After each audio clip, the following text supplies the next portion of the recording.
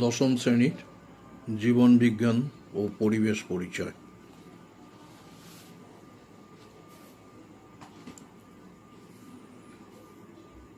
আজকে যেটা শুরু হবে জনন, জীবদেহের প্রবাহমানতা চ্যাপ্টারের জননটা শুরু হবে। তো জনন জীবদেহের একটা মুখ্য বৈশিষ্ট্য, যে সমস্ত বৈশিষ্ট্যগুলো আছে তাদের মধ্যে একটা অন্যতম বৈশিষ্ট্য। জননটা কি? যে পদ্ধতিতে জীব নিজের অনুরূপ বৈশিষ্ট্যযুক্ত এবং আকৃতি বিশিষ্ট অপত্য জীব সৃষ্টি করে এবং তার সংখ্যার বৃদ্ধির দ্বারা নিজের বংশধারাকে অক্ষুণ্ণ রাখে, তাকে জনন বলে। তাহলে জনিত্রী জীব কারা? জনিত্রী জীব অর্থাৎ পিতা মাতা, আর অপত্য বলতে বোঝায় সন্তান সন্ততি। একটা আমের আঁটি বা বীজ যদি মাটিতে পুঁতে দেওয়া হয়, আমের চারা গাছ জন্মাবে। একটা মুরগির ডিম থেকে মুরগির ছানা জন্মাবে। তাহলে এখানে এই আম গাছ আর মুরগি এরা হলো জনিত্রী জীব বা পিতা মাতা, আর চারা গাছ বা মুরগির ছানাই হলো অপত্য জীব। তাহলে যে পদ্ধতির জীব নিজের অনুরূপ বৈশিষ্ট্যযুক্ত, নিজের আকৃতি বিশিষ্ট, যে সমস্ত বৈশিষ্ট্যগুলো যার যার নিজস্ব প্রজাতিতে আছে সেই বৈশিষ্ট্যযুক্ত নিজের আকৃতি বিশিষ্ট অপত্য জীব সৃষ্টি করছে, করে কি হয়? সংখ্যা বৃদ্ধি ঘটে আর নিজের বংশধারাকে অক্ষুণ্ণ রাখে, সেই পদ্ধতিকে বলা হয়ে থাকে জনন। জননের গুরুত্ব বা প্রয়োজনীয়তা কি? জননের মাধ্যমে জীব অপত্য জীব সৃষ্টি করে বংশবৃদ্ধি করে ও নিজেদের অস্তিত্বকে বজায় রাখে। মৃত্যুর ফলে জীবের সংখ্যা কমে যায়, কিন্তু জননের মাধ্যমে ওই সংখ্যা বাড়ে। এর ফলে কোনো বাস্তুতন্ত্রে বিভিন্ন প্রজাতির জীবের মধ্যে ভারসাম্য রক্ষা পায়। অপত্য জীব জনিত্রী জীবের বৈশিষ্ট্য বহন করে, এর ফলে নিজের বংশের ধারাবাহিকতা বজায় থাকে। আর যৌনজননের মাধ্যমে নতুন বৈশিষ্ট্যযুক্ত অপত্য জীব সৃষ্টি হয়, যারা প্রকরণ বৃদ্ধিতে অভিব্যক্তিতে সাহায্য করে। কেননা যৌনজননে গ্যামেট সৃষ্টির মাধ্যমে হয় এবং সেখানে দুটো বৈশিষ্ট্য চাই, পিতা মাতা, এবং এই বৈশিষ্ট্য থেকেই যে সমস্ত নতুন অপত্যজীব সৃষ্টি হচ্ছে তাদের মধ্যে নতুন নতুন অনেক বৈশিষ্ট্য দেখতে পাওয়া যায়, যারা কি করে পরিবেশের সঙ্গে মানিয়ে নিতে পারে এবং এরাই পরবর্তীকালে অভিব্যক্তিতে সাহায্য করে। জননকে তিনটে ভাগে ভাগ করা যায়: অঙ্গজ জনন, অযৌন জনন এবং যৌন জনন। অঙ্গজ জনন। অঙ্গজ জনন কাকে বলে? যে প্রক্রিয়ায় জীব দেহের কোনো অঙ্গ বা অঙ্গাংশ জনিত্রী জীব থেকে বিচ্ছিন্ন হয়ে গিয়ে অপত্য জীবের সৃষ্টি করে, তাকেই বলা হয় অঙ্গজ জনন। যেমন একটা গাছের শাখাকে কেটে নিয়ে মাটিতে পুঁতে দিলে আবার একটা উদ্ভিদের সৃষ্টি হয়। হ্যাঁ, তাহলে জীব দেহের কোনো অঙ্গ বা অঙ্গাংশ থেকে জনিত্রী জীবের দেহ থেকে বিচ্ছিন্ন হয়ে গিয়ে নতুন অপত্য জীব সৃষ্টি করে। এটা শুধুমাত্র উদ্ভিদের ক্ষেত্রেই ঘটে, প্রাণীদের ক্ষেত্রে সাধারণত ঘটে না, কিন্তু কিছু কিছু ক্ষেত্রে যেমন হাইড্রার ক্ষেত্রে অঙ্গজ জনন দেখতে পাওয়া যায়।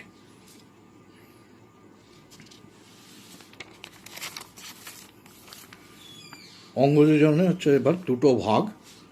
প্রথম হচ্ছে প্রাকৃতিক অঙ্গজ জনন। প্রাকৃতিক অঙ্গজ জনন। প্রাকৃতিক অঙ্গজ জননে তিনটে ভাগ আছে, যেমন মূলের দ্বারা, কাণ্ডের দ্বারা এবং পাতার সাহায্যে। মূলের দ্বারা হচ্ছে এই মিষ্টি আলু, শাঁকালু, তারপরে আলু যেগুলো আমরা খাই, গোল আলু প্রভৃতি উদ্ভিদের কাণ্ড থেকে নির্গত অস্থানিক মূল খাদ্য সঞ্চয়ের ফলে স্ফীত হয়। তাই এই উদ্ভিদগুলো ভূনিম্নস্থ মৃদগত কাণ্ড এরা খাদ্য সঞ্চয়ের ফলে স্ফীত হয়, যেমন এই রাঙালু প্রভৃতি খাদ্য সঞ্চয়ের ফলে স্ফীত হচ্ছে, কাণ্ড বনিম্নস্ত। এদের দেহে কি হয়, অস্থানিক মূল সৃষ্টি হয়। এবার এই অস্থানিক মূল বা মুকুল অস্থানিক মুকুল খাদ্য সঞ্চয় করে স্ফীত হলে এখান থেকে কতগুলো অস্থানিক মুকুলের সৃষ্টি হয়। এই অস্থানিক মুকুলগুলো এবার এখান থেকে খসে পড়ে গিয়ে নতুন একটা উদ্ভিদের জন্ম হয় রাঙালুর। যেমন আলুর ক্ষেত্রে দেখা যায়, শীতকালে বেশিরভাগ দেখা যায় আলুর সারা গায়ে কতগুলো হলদে হলদে অংশ দেখতে পাওয়া যায়, যাকে বলা হয় থাকে চোখ। এগুলো কি প্রত্যেকটা পর্ব থেকে সৃষ্টি হয়। এখানেও মিষ্টি আলুর ক্ষেত্রেও এই পর্ব থেকেই সৃষ্টি হয়েছে। তো এইগুলো মানে অস্থানিক মুকুল, এরা তারপরে এই দেহ থেকে খসে পড়ে গিয়ে নতুন উদ্ভিদ জন্মায়। এবার কাণ্ডের দ্বারা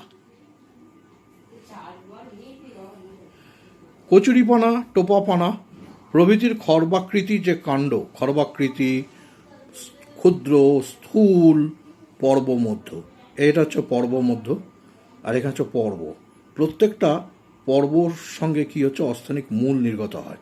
আচ্ছা, এদের এই পর্বকে, এই যে এই কাণ্ডগুলোকে, এদের এই কাণ্ডগুলোকে কি বলা হয়ে থাকে, খর্বধাবক। কেন? এদের এই ছোট এবং এই মোটা মোটা যে পর্বমধ্যগুলো, এরা জলতলের সঙ্গে অনুভূমিকভাবে বৃদ্ধি পায়, এদেরকে খর্বধাবক বলা হয়। এই খর্বধাবকগুলোর এই পর্ব থেকে অস্থানিক মূল সৃষ্টি হয়। এই পর্বমধ্যগুলো যদি ভেঙে যায়, ভেঙে গিয়ে অস্থানিক মূল সহ এই খণ্ডিত কাণ্ডের অংশ থেকে নতুন নতুন অপত্য উদ্ভিদ সৃষ্টি হতে পারে। পাতার সাহায্যে পাথরকুচি গাছের পত্র কিনারায়, পাথরকুচি গাছের পত্র কিনারায় এই পত্রজ মুকুল সৃষ্টি হয়। এদের নিম্নাংশ থেকে কতগুলো অস্থানিক মূল নির্গত হয়। এই অস্থানিক মূল সহ পত্রাশ্রয়ী মুকুল পাতা থেকে বিচ্ছিন্ন হয়ে পড়ে গিয়ে এক একটা অপত্য উদ্ভিদের সৃষ্টি করে। তাহলে এই গেল প্রাকৃতিক অঙ্গজ জনন, যেটা প্রকৃতির দ্বারা নিয়ন্ত্রিত হয়। এরপর হচ্ছে কৃত্রিম অঙ্গজ জনন। কৃত্রিম অঙ্গজ জনন মানে কলমের দ্বারা যখন আমরা এই অঙ্গজ জননটা করিয়ে থাকি আমাদের সুবিধার্থে, মানে ব্যবসায়িক সুবিধার্থে, তখন তাকে বলা হয়ে থাকে কৃত্রিম অঙ্গজ জনন। প্রথম হচ্ছে শাখা কলম।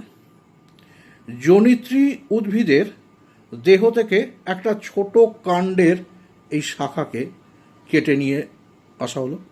এবার একে ভিজে মাটিতে যদি পুঁতে রাখা যায়, কয়েকদিন পরে দেখা যাবে এই কাটা অংশ থেকে মূলের সৃষ্টি হয় এবং বায়বীয় অংশ থেকে এই কাক্ষিক মুকুল সৃষ্টি হয়ে শাখা প্রশাখা সৃষ্টি করে। যেমন গোলাপ, জবা, লেবু, আম প্রভৃতি। একে বলা হয়ে থাকে শাখা কলম। জোড় কলম। এরপরে জোড় কলম হচ্ছে একই প্রজাতিভুক্ত দুটো ভিন্ন উদ্ভিদ এর শাখাকে জোড়া লাগানোর পদ্ধতি। প্রথমে মূল সহ একটা গাছকে নিয়ে আসা হলো। এই যে গাছটা, মূল সহ যে গাছটা আনা হলো, একে বলা হয়ে থাকে স্টক। এর সঙ্গে যে অংশটা জোড়া লাগানো হচ্ছে, একই প্রজাতিভুক্ত কিন্তু উদ্ভিদ হতে হবে, যেটা জোড়া লাগানো হয় তাকে বলা হয়ে থাকে সিয়ন। মানে যেটা কম ফলন, ধরো একটা আম গাছের এই স্টক, এটা হচ্ছে কম ফলনযুক্ত। আমি সবসময় চাইব উচ্চ ফলনশীল আমের জন্য, তখন একটা ভালো প্রজাতির আম গাছের শাখাকে নির্বাচন করে কেটে আনবো, একে বলা হচ্ছে সিয়ন। এবার এই দুটোর কাটা অংশকে, একই মাপের কিন্তু শাখা হতে হবে, কাটা অংশকে বসিয়ে রেখে একটা দড়ি দিয়ে ভালো করে এটাকে বেঁধে রাখা হলো। হয়ে যাওয়ার পরে কিছুদিন পরে দেখা যাবে জোড়া লাগানো অংশ থেকে কি মুকুল বেরোচ্ছে এবং এখানে অস্থানিক মূলের সৃষ্টি হয়। তারপর সেটা এখান থেকে জোড়া লাগানোর কিছুটা অংশ থেকে কেটে নিয়ে এটাকে পুঁতে দেওয়া হয় আলাদা করে, এবং এই সিয়নটা তখন বাড়তে থাকবে এবং উন্নত প্রজাতির উদ্ভিদটাকে পাওয়া যাবে। তো সবসময় উন্নত শ্রেণীর উদ্ভিদ তৈরি করার জন্যই কিন্তু জোড় কলম ব্যবহার করা হয়। আবার অনেক সময় করা কি, পাশাপাশি দুটো গাছের শাখাকে বেঁধে দেওয়া হয়, এবং সেখানে কতটা পর্যন্ত তোমার চেঁচে নিতে হবে, আগে একটা ক্যাম্বিয়াম পর্যন্ত চেঁচে নিতে হবে। কেন? ক্যাম্বিয়ামে অংশেতেই থাকে ভাজক কলা, তাহলে ওইখানে কোষগুলোকে বিভাজিত হবে, নাহলে তো বৃদ্ধি হবে না, কোষগুলো বিভাজিত হবে, সেই জন্য ক্যাম্বিয়াম পর্যন্ত চেঁচে নিয়ে তারপর তাদেরকে জোড়া লাগানো হয়। এইভাবে কি হলো, স্টক সিয়ন পদ্ধতিতে জোর কলমের সাহায্যে একটা উন্নত প্রজাতির উদ্ভিদ সৃষ্টি করা যেতে পারে। এখন এই জোর কলমের এটা আবার দুরকমভাবে করা যায়, একটা হচ্ছে সিয়ন গ্রাফটিং, একটা বাড গ্রাফটিং। সিয়ন গ্রাফটিং হচ্ছে দুটো গাছের শাখার সঙ্গে জোড়া লাগানো, এটা হলো সিয়ন গ্রাফটিং।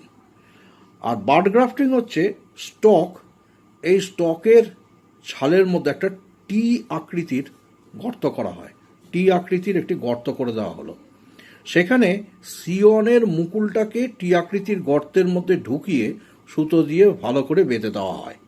কিছু দিনের মধ্যে দেখা যাবে স্টক সিয়নের সঙ্গে জোর লেগে যায়।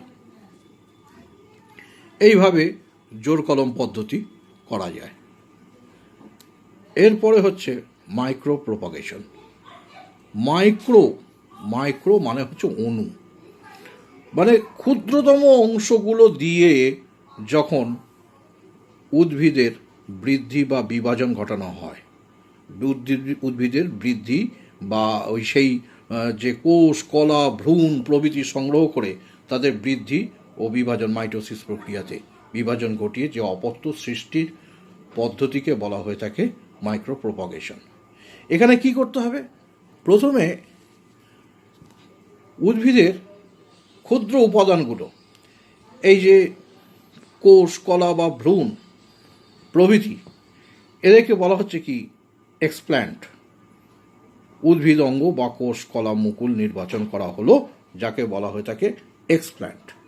এই এক্সপ্ল্যান্টগুলোকে এবার একটা বিশেষ কর্ষণ দ্রবণ মানে কালচার মিডিয়া একটা তৈরি করা হয়। কী দিয়ে? সুক্রোজ, অক্সিন, সাইটোকাইনিন, ভিটামিন এবং বিভিন্ন জৈব উপাদানের সংমিশ্রণে একটা মিডিয়া তৈরি করা হয়, দ্রবণ। একেই বলা হয়ে থাকে কর্ষণ দ্রবণ বা কালচার মিডিয়া। এর মধ্যে কিন্তু বংশ বিস্তার করানো যায়। তাই এখানে কিভাবে প্রথম ধাপগুলো দেখো, এক্সপ্ল্যান্ট যে কোষ, কলা, মুকুল প্রভৃতি নেওয়া হলো, এবার এই কর্ষণ দ্রবণের মাঝে এদেরকে রেখে দেওয়া হলো। তাহলে কর্ষণ দ্রবণের মাধ্যমে যখন বৃদ্ধি করছে তাকে বলা হচ্ছে ক্যালাস গঠন হয়। এই ক্যালাসকে এবার ক্যালাস থেকে কি হচ্ছে? এমব্রয়েড। এই ক্যালাস থেকে তৈরি হচ্ছে এমব্রয়েড বা ভ্রূণ গঠিত হয়।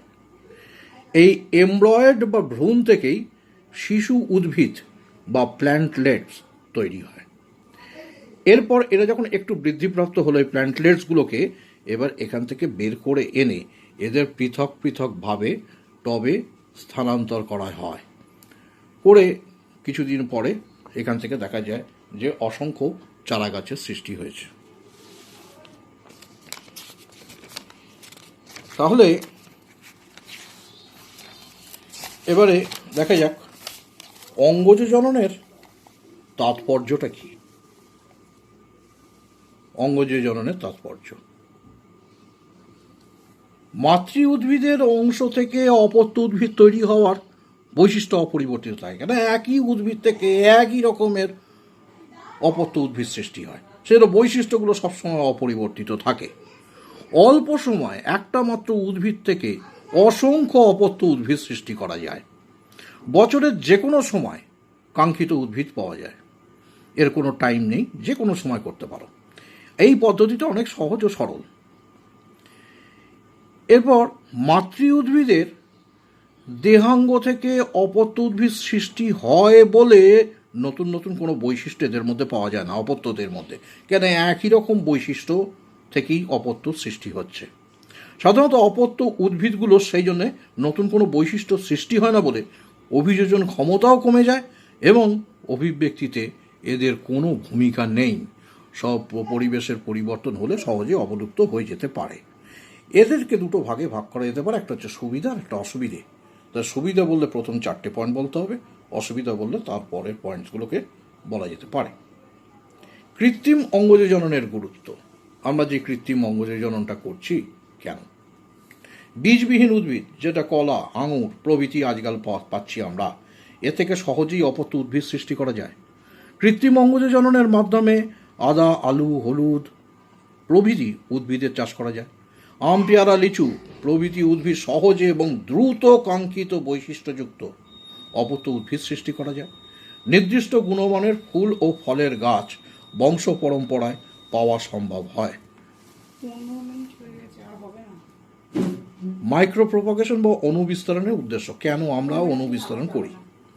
উন্নত বৈশিষ্ট্যযুক্ত উদ্ভিদের দ্রুত বংশ বিস্তার করার জন্য নতুন বৈশিষ্ট্যযুক্ত প্রজাতির উদ্ভিদ সৃষ্টি করা যায়। এর ফলে রোগমুক্ত অধিক অভিযোজন ক্ষমতা সম্পন্ন উদ্ভিদ সৃষ্টি করা যায়।